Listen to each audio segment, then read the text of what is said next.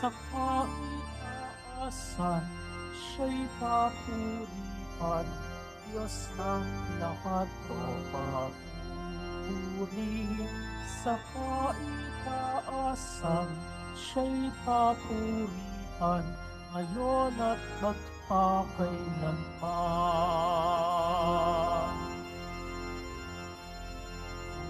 Umawit ang daigdigan, lahat ng naroon.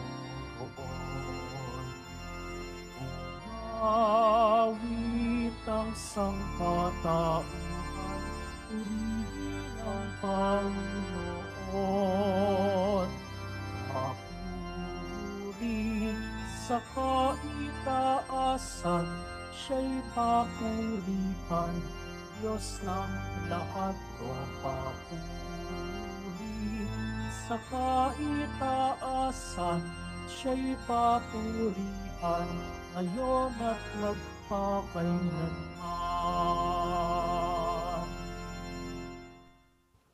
Sa ngalan ng Ama, ng Anak at ng Espiritu Santo. Amen. Sumainyo ang Panginoon. At sumaiyo rin. Mga kapatid, aminin natin ang ating mga kasalanan upang tayo maging marapat gumanap sa banal na pagdiriwang. Panginoong Hesus, Ikaw ang daan patungo sa kaharian ng Ama. Panginoon, kaawaan mo kami. Panginoon, kaawaan mo kami. Kristo Jesus, Ikaw ang katotohanang magpapalaya sa amin. Kristo, kaawaan mo kami. Kristo, kaawaan mo kami. Panginoong Hesus, Ikaw ang aming buhay at muling pagkabuhay. Panginoon, kaawaan mo kami. Panginoon, kaawaan mo kami. Kaawaan tayo ng makapangyarihan Diyos, patawarin tayo sa ating mga kasalanan, at patnubayan tayo sa buhay na walang hanggan. Amen. Manalangin tayo.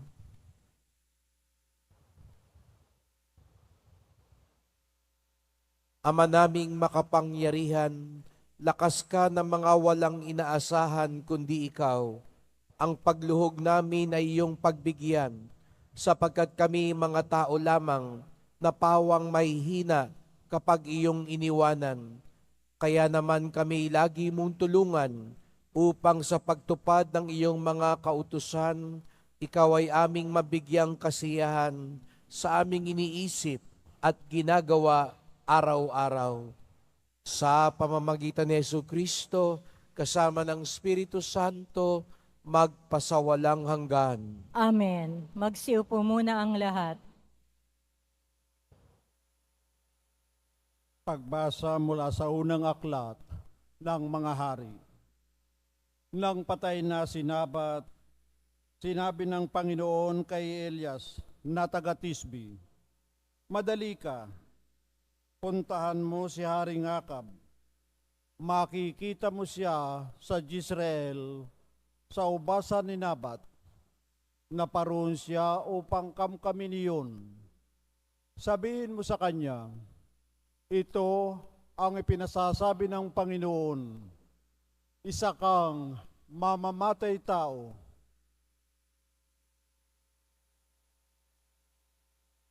Pangangangkamang ginagawa mo, kung saan hinimod ng mga aso ang dugo ni Nabat, doon din hihimori ng mga aso ang iyong dugo." Sinabi ni Akab kay Elias, "Narito ka na naman, mahigpit kong kaaway." Sagot naman sa kanya ni Elias, "Oo, hinanap kita uli, sapagkat nagumon ka sa kasamaan. Malagim na parusa ang babagsak sa iyo. Ganito ang ipinasasabi ng Panginoon, itatakwil kita, lilipulin ko ang mga anak mong lalaki, matanda at bata. Parurusahan kita tulad ng ginawa ko sa angkan ni Jeroboam na anak ni Nabat, at sa angkan ni Baasa na anak ni Ahiyas, sapagkat ako'y ginalit mo at ibinulid mo ang Israel sa pagkakasala. Ito naman ang sumpa laban kay Jezebel. Kakanin siya ng mga aso sa nasasakupan ng Jezreel. Sino man sa angka ni Akab ang mamatay sa bayan ay kakanin ng mga aso. Sino mang namatay sa bukid ay kakanin ng mga uwak. Dahil sa mga sulusol ni Jezebel, nagumon si Akab sa paggawa ng masama sa paningin ng Panginoon. Sumamba rin siya sa mga Diyos-Diyosan gaya ng mga Amoreo na pinalayas ng Panginoon pagdating ng bayang Israel sa lupaing iyon. Nang marinig ni Akab ang mga sinabi ng propeta, ginawak niya ang kanyang damit, nagsuot ng sako, at di hinubad iyon kahit sa pagtulog.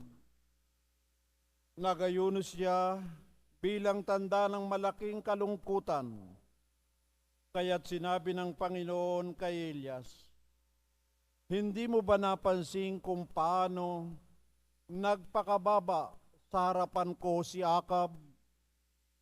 Sapagkat nagpakababa siya, hindi ko itutuloy ang parusa sa kanya habang siya ay nabubuhay. Ngunit, pagkamatay niya, parurusahan ko ang kanyang angkan.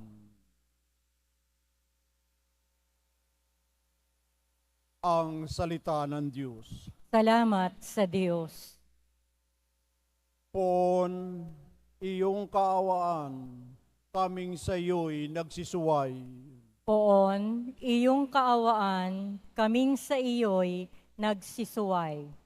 Ako'y kaawaan, o mahal kong Diyos, sangayon sa iyong kagandahang loob.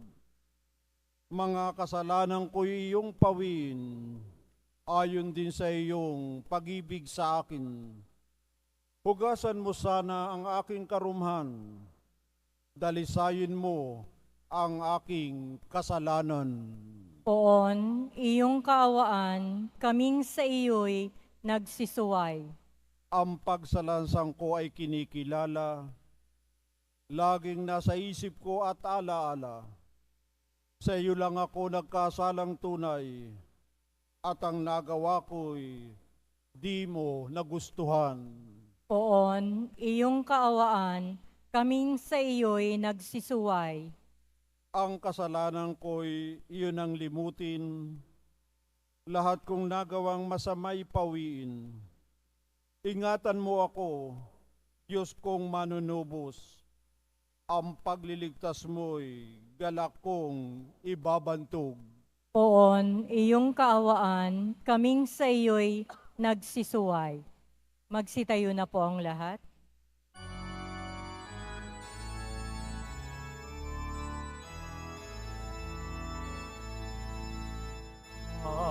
Hallelujah, hallelujah,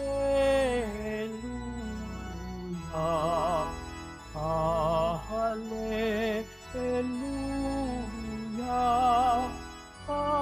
hallelujah.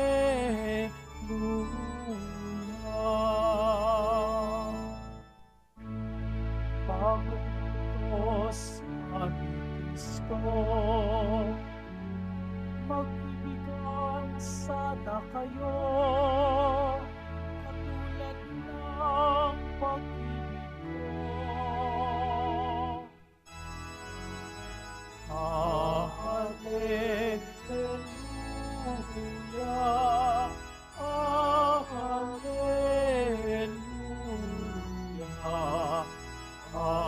hallelujah,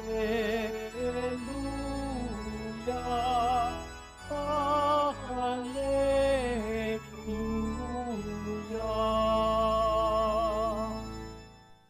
Sumainyo ang Panginoon. At sumaiyo rin. Ang pagpapahayag ng mabuting balita ng Panginoon ayon kay San Mateo. Papuri sa iyo, Panginoon. Noong panahong yon, sinabi ni Jesus sa kanyang mga alagad, narinig na ninyong sinabi, ibigin ninyo ang inyong kaibigan at kapuotan mo ang iyong kaaway. Ngunit ito naman ang sabi ko, ibigin ninyo ang inyong mga kaaway at idalangin ninyo ang umuusig sa inyo upang kayo'y maging tunay na anak ng inyong amang nasa langit.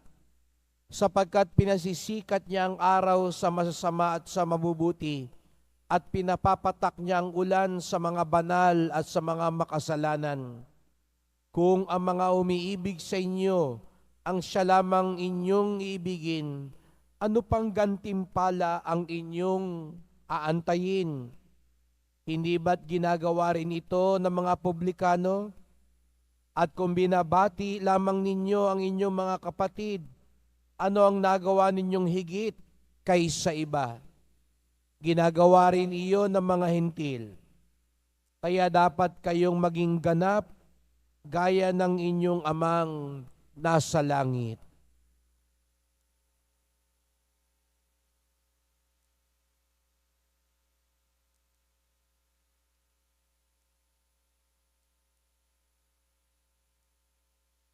Ang mabuting balita ng ating kaligtasan. Pinupuri ka namin, Panginoong Hesukristo. Magsiupo ang lahat. Magandang umaga po sa inyong lahat at maligayang pagdating sa tahanan ng ating mahal na pong Jesus Nazareno. Pinagdarasal din natin ang mga nasa online, lalo na mga may sakit, nag-aalaga sa may sakit at mga kababayan, mga kadeboto natin mula sa iba't ibang panig ng bansa daigdig na nais sumama sa pagdiriwang ng misa dito sa Quiapo, sa Basilica Minor at Pambansang Dambana ni Jesus Nazareno.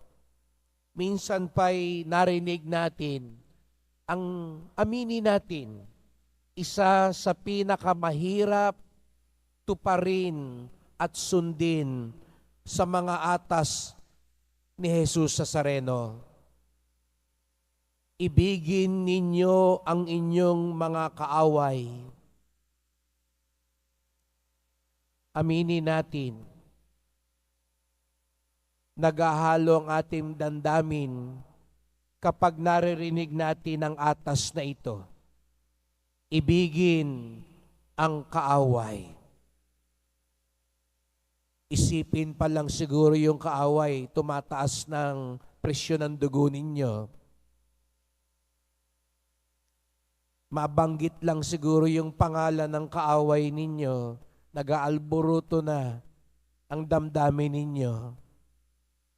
Eto si Jesus Nazareno, sinasabi, ibigin ang inyong kaaway. Ito ang naghihiwalay sa ating mga Kristiyano sa ibang mga tao. Kaya nga siguro tayo ang paboritong punching bag ng mundo.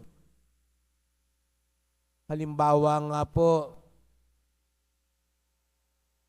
sa Canada ngayon, ang daming mga sinusunog na simbahan, binabandalize, pinipinturahan, dinudumihan, tinatapunan ng dumi. Pero doon sa isang artikulo sabi, bakit panay mga Katolikong simbahan lang ang kayang sunugin, sirain, dumihan? Wala yatang moske o templo na sinusunog. Kasi alam nila, ang mga Katoliko, Kristiyano, kung talagang sinusunod ang utos ni Jesus, hindi gumaganti. Hindi nagsusukli ng karahasan. Kaya nga, kahit nga sa bansa natin, tayo lang naman yung minumura, lalo na noon, tayo lang yung pinagtatawanan. Napansin niyo po, hindi kayang libakin, lalo na yung mga kapatid nating Muslim at ibang mga sekta. Pero tayo mga Katoliko, tayo lagi ang tampulan ng katatawanan. Tayo yung nililibak. Bakit? Malakas ang loob gawin sa atin yon sapagkat alam nila hindi gaganti ng mura, hindi mga alipusta, hindi gaganti ng karahasan ang mga Kristiyano at Katoliko. Kaya kay daling gawin ito sa atin. Dahil nga alam natin, kahit na, aminin natin, gusto din naman natin talagang gumanti. Nagngingit-ngit din ang damdamin natin. Pero alam kasi natin, ang bili ni Jesus sa Nazareno, ibigin mo ang iyong kaaway. Kaya sa bahaging ito pa lang ng misa, pagdasal natin yung mga taong gustong-gustong usigin tayo. Ganun ang bully, hindi po ba? Yung mga bully ang kaya nilang pagsiga-sigaan, yung alam nilang hindi papalag sa kanila. Hindi nila kayang usigin, ibully yung mga taong kayang buntalin din sila. Yung mga bully, alam nila, pinipili nila yung mga taong hindi papalag sa kanila. Pero mga kapatid, maganda ring isipin at pagnilayan. Kaya siguro din nahihirapan tayo sa atas ng Panginoon sapagkat sa pagdaan ng panahon, yung pag-ibig ay nabago na rin ng mundo. Kaya nga siguro, sabi ko sa inyo kanina, nung narinig natin, ibigin mo ang iyong kaaway. Siguro iba sa atin napatanong, mahal na poon, paano yun? Ibigin ko? Ibigin ko yung lambugbog sa akin? Ibigin ko yung nagtaksil sa akin? Ibigin ko yung hindi nagbabayad ng utang sa akin? Ibigin ko yung mga taong hindi magandang ginawa sa akin? Siguro nga, napakahirap. Isipin pa lang bago sundin para sa atin sapagkat yung pag-ibig ay nabago na ang kahulugan. Kasi sa mundo natin ngayon, pag sinabi mong ibigin, parang ang namumutawi ay yung damdamin. Kaya nga 'di ba sa atin, pag iniibig ko yung tao ko, kinikilig ako. Ang ganda-ganda ng damdamin ko. Ang saya-saya ko. Kasi nga nabago yung konsepto ng pag-ibig. Na ang pag-ibig, mas higit yung damdamin. Parang umiibig ka kasi nararamdaman mo. Kaya nga yung mga ibang tao ngayon na gusto na yan, mas maganda yung maghiwalay na kasi pag wala na ako nararamdaman sa asawa ko parang ayoko na sa kanya, hindi ko na siya iniibig. Pero alam niyo po mga kapatid, ang tunay daw na diwa ng pag-ibig, hindi tungkol sa nararamdaman ng tao. Kaya nga sabi ni Santo Tomas, pag iniibig mo ang isang tao, hinahangad mo ang kabutihan ng isang tao. Walang tungkol sa damdamin yung pag-ibig, kung hindi hangarin mo ang kabutihan ng isang tao. Kaya kahit pala parang wala kang nararamdaman sa isang tao, maaari mo din siyang ibigin kung hahangarin mo ang kabutihan niya. Hindi mo kailangang yakapin ng isang tao. Hindi mo kailangang makipagbeso-beso. Hindi mo kailangang ituring siyang parang kaibigan na barkada. Walang halong damdamin minsan ng kailangan. Ang tunay na pag-ibig, hangarin mo ang kabutihan at kagandahan ng kapwa. Kaya nga sa English, iba yung I like you sa I love you. Yung I like you, yun yung may halo ng damdamin. Gusto kita. nawiwili ako sa iyo, nalilibang ako sa iyo, natutuwa ako sa iyo. Pero pag sinabi mong I love you, kahit hindi ka natutuwa sa taong yan, pero hangarin mo man lang yung kabutihan niya, yun ang pag-ibig na. Kaya nga siguro nagre-revolusyon tayo, mahalin ang kaaway. Hindi ko nga makita yan sa mata. Ayoko nga tignan. Sige na, wag mo na tignan siya sa mata. Hangarin mo lang ang kabutihan niya. Hindi ko nga matabihan yan sa pagkain. Sige na, wag mo nang tabihan sa pagkain. Pero wag mo naman hangarin yung kasamaan niya. Yun, dun pa lang mag-umpisa na tayo sa pag-ibig. Baka naman siguro yun, pwede na natin magawa. Kaya ba yun?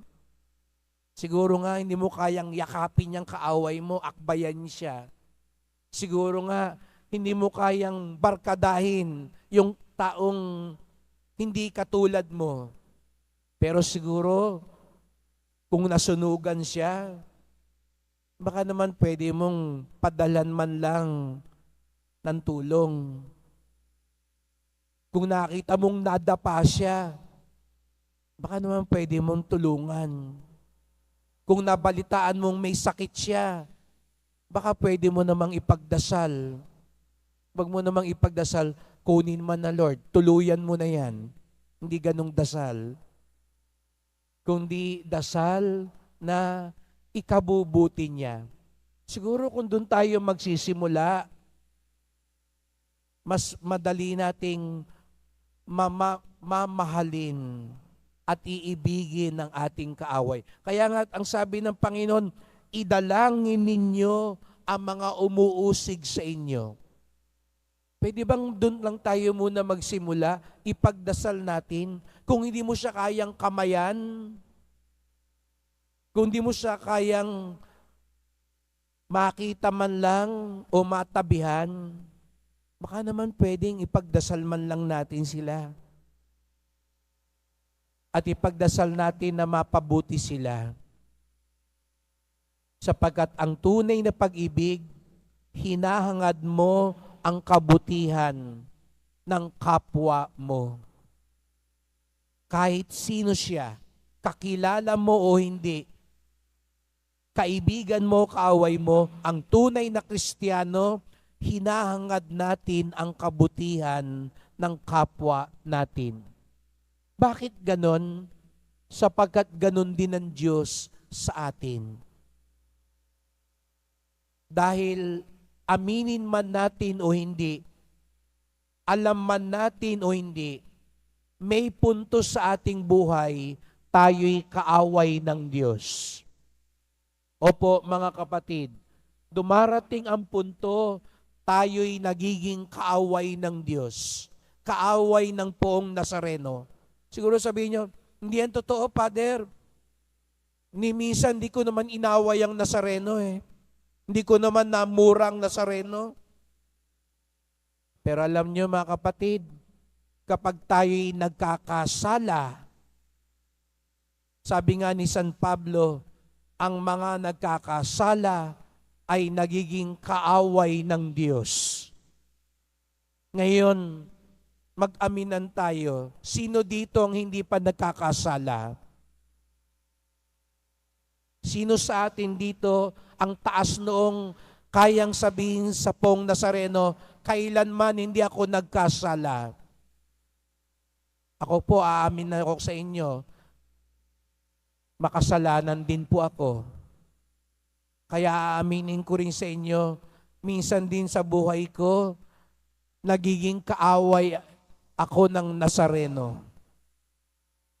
Kaya sabi ko nga, lahat tayo, aminin man natin o hindi, dahil nagkakasala tayo, nagiging kaaway din tayo ng Diyos. Pero salamat na lang, gaya ng sinabi ng Nazareno, ibigin ninyo ang inyong kaaway. Kaya kahit kaaway tayo niya, iniibig niya tayo. Hinahangad pa rin niya ang mabuti sa atin. Kahit na siguro nakakainis na tayo, dahil matigas ang ulo natin, madalas pa rin tayong nagkakasala, hindi tayo pinagsasawaan ng Diyos.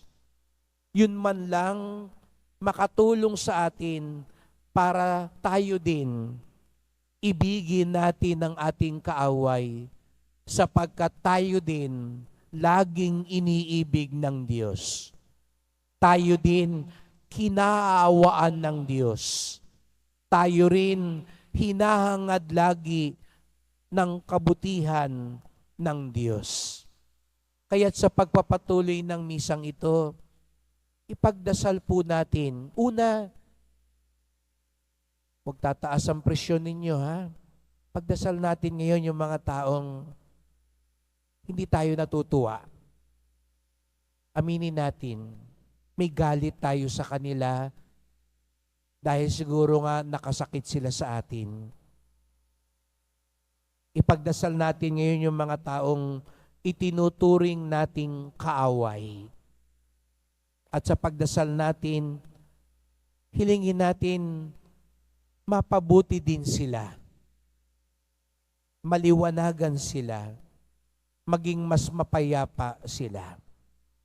Ikalawa, ipagdasal din natin yung mga taong ang turing sa atin kaaway. Akala mo ikaw maraming kaaway, ikaw rin naman kaaway din ng iba eh. Baka nga hindi mo alam ibang tao ang turing sa iyo kaaway. Nginingitian ka lang pero inis din sa iyo. Katulad ng ginagawa mo rin sa iba.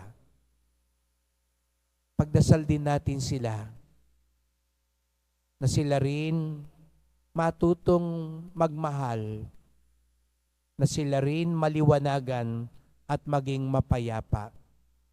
Pagdasal ninyo yung mga tinuturing nyong kaaway. Ipagdasal ninyo yung itinuturing kayong kaaway. At sa huli, magpasalamat tayo sa Panginoon sapagkat bagamat minsan para tayong kaaway niya dahil tayo'y nagkakasala, salamat po, mahal na poon.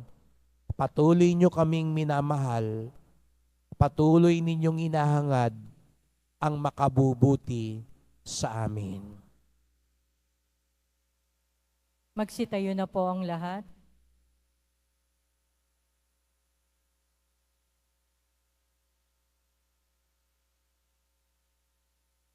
Mahal ko mga kapatid, lumapit tayo sa Ama upang tulungan tayong makasunod sa halimbawa ni Jesus na nag-uutos sa atin na ibigin natin ang ating mga kaaway. Ang ating tugon, Ama, tipunin mo kami sa iyong pag-ibig. Ama, tipunin mo kami sa iyong pag-ibig. Ang mga pinuno ng simbahan, naway magbigay saksi sa pamamaraan ng habag, pag-ibig at pagpapatawad upang masalamin sa kanila ang sanlibutan, ang kababaan ng Diyos.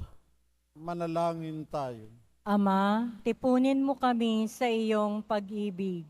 Ang mga namimighati at nasusuklam sa kanilang kapwa, naway mapagtanto na maghihiwalay sa kanila sa Diyos ang pagbibigay daan sa hinanakit at galit. Manalangin tayo. Ama, tipunin mo kami sa iyong pag-ibig. Ang mga pamilyang nagkahiwa-hiwalay at sinira ng hindi pagbibigay halaga sa bawat isa, naway muli nilang matagpuan ang dating alab ng pagsasama at pagkakasundo. Manalangin tayo. Ama, tipunin mo kami sa iyong pag-ibig.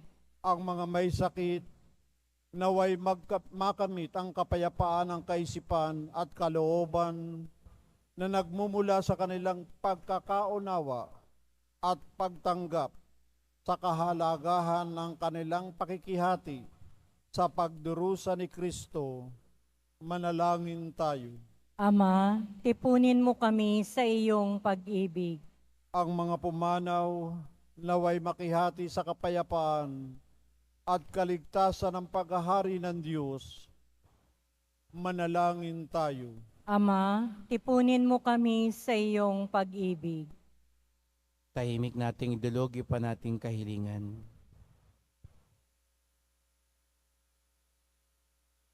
Ama naming Diyos, alam mo kung anong mabuti para sa amin. Tanggalin mo ang lahat ng hinanakit sa aming mga puso at basbasan mo ang lahat ng aming pagsusumikap na mahalin ang aming kapwa. Hiling namin ito sa pamamagitan ni Kristong aming Panginoon. Amen. Magsiupo muna ang lahat.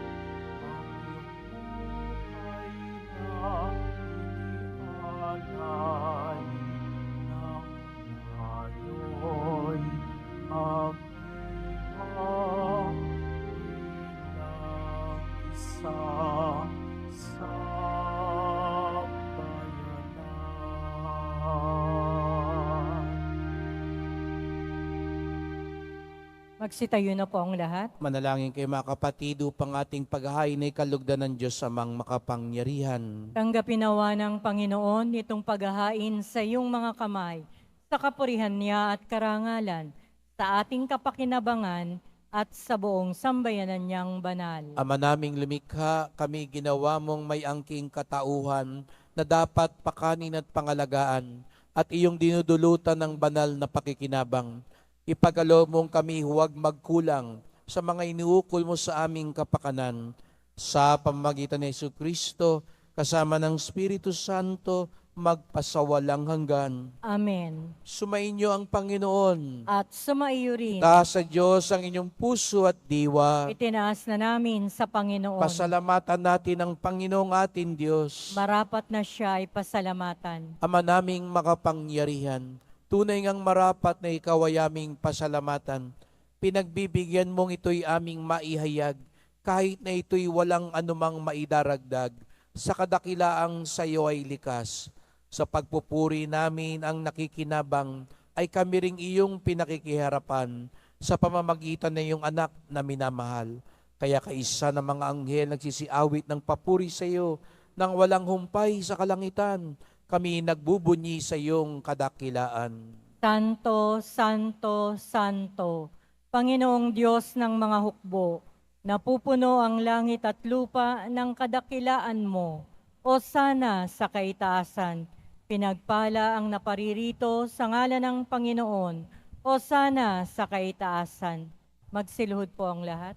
Ama naming banal, ikaw ang bukal ng tanang kabanalan.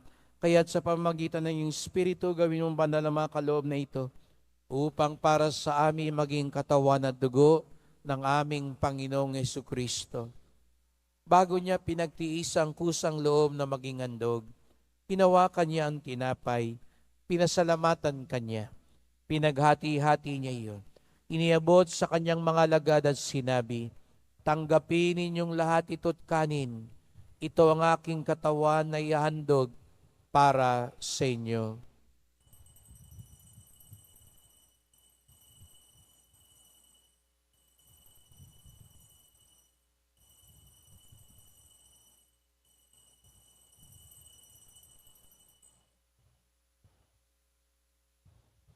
Gayon din naman nang matapos ang hapunan, ninawakan niya ang kalis, muli kanyang pinasalamatan. Iniabot niya ang kalis sa kanyang mga alagad at sinabi, tanggapin ninyong lahat ito tinumin. Ito ang kalis ng aking dugo, ng bago't walang hanggang tipan. Ang aking dugo na ibubuhos para sa inyo at para sa lahat, sa kapagpapatawad ng mga kasalanan. Gawin niyo ito sa pag-alala sa akin.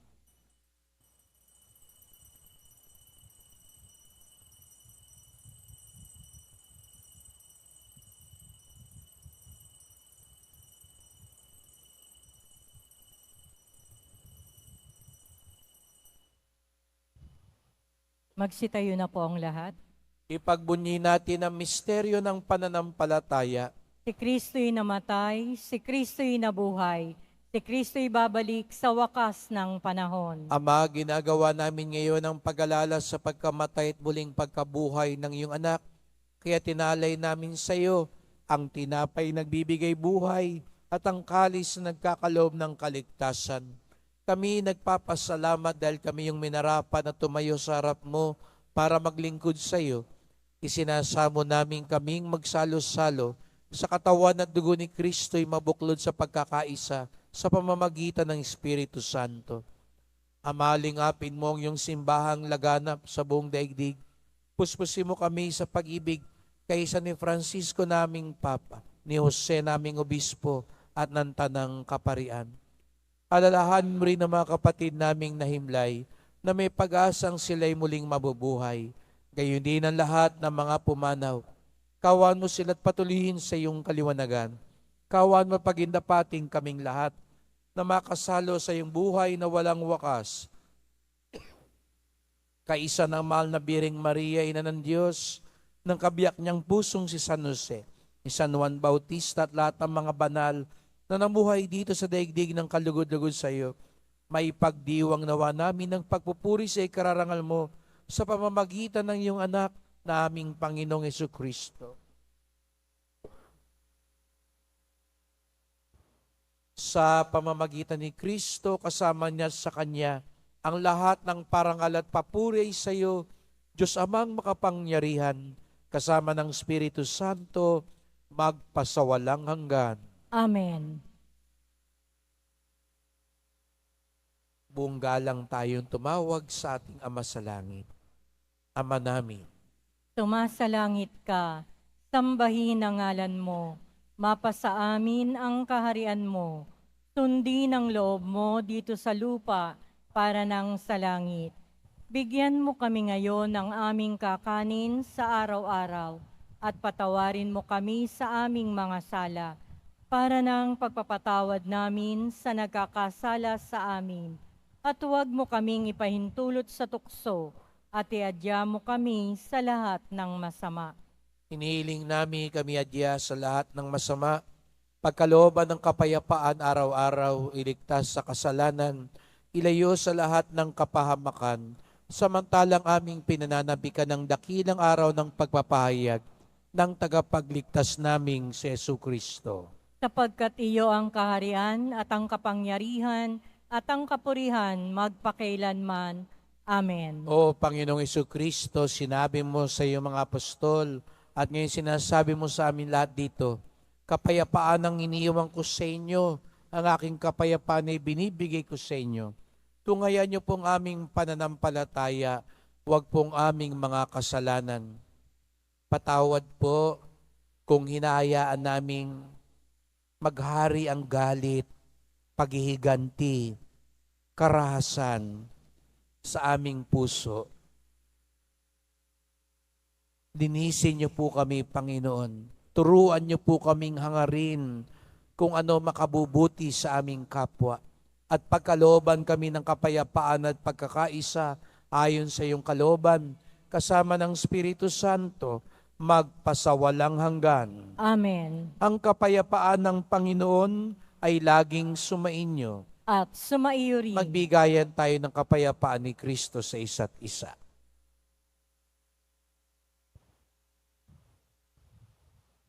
Kordero ng Diyos na nag-aalis ng mga kasalanan ng sanlibutan, maawa ka sa amin. Kordero ng Diyos na nag-aalis ng mga kasalanan ng sanlibutan, maawa ka sa amin. Kordero ng Diyos na nag-aalis ng mga kasalanan ng sanlibutan, ipagkaloob mo sa amin ang kapayapaan. Magsiluhod po ang lahat.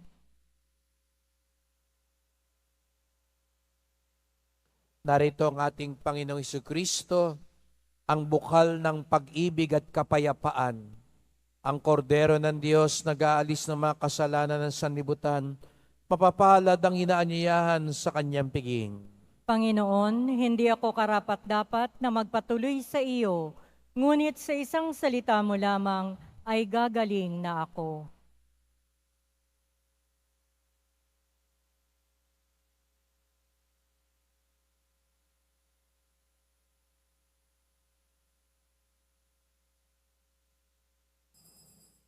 Para sa lahat ng tatanggap ng banal na komunyon, sasagot po tayo ng amen pagkasabi ng pari o ng lay minister ng katawan ni Kristo.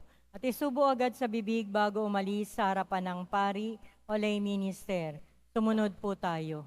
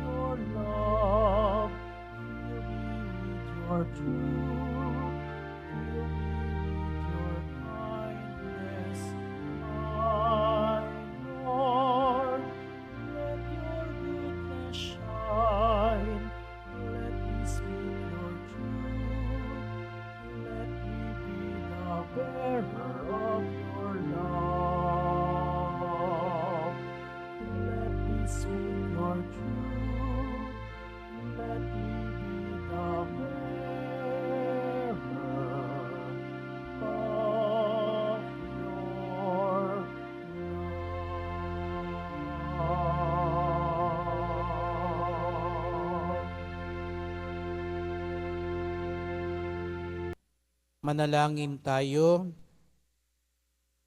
Ama naming mapagmahal, ang pinagsaluhan naming banal na pakikinabang na nagpapahiwatig ng iyong pakikiisa sa tanang naritong nakikipagdiwang ay magdulot nawa ng pagkakaisa sa iyong sambayanan sa pamamagitan ni Jesucristo kasama ng Espiritu Santo magpasawalang hanggan. Amen. Sumainyo ang Panginoon. At sumaiyo rin. Mahal na pong Jesus Nazareno, inihayag mo sa pamamagitan ng krus ang walang maliw na pag-ibig ng Diyos sa sangkatauhan. Pakinggan mo ang kahilingan ng iyong angka na nagsusumamo sa iyo.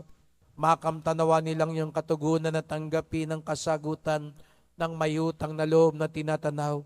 Basbasan din po ninyo ang dala nilang mga imahen at dasalan sa pamamagitan ng bendisyon na ito. Naway maalala nila mga pangako sa binyag na ikaw ang kanilang ibigin at paglingkuran bilang Panginoon magpasawalang hanggan. Amen. At pagpalain kayong lahat ng makapangyarihang Diyos, Ama at Anak at Espiritu Santo. Amen. Humayo kayong taglay ang awa at pag-ibig ng Pong Jesus Nazareno. Salamat sa Diyos.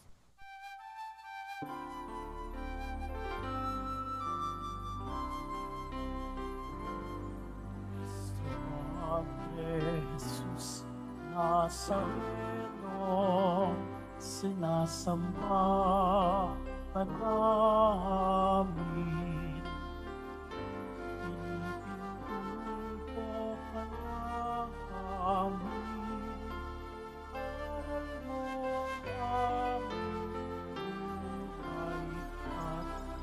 sa Nuestro Padre Jesus Nazareno, iligtas mo kami sa kasalanan.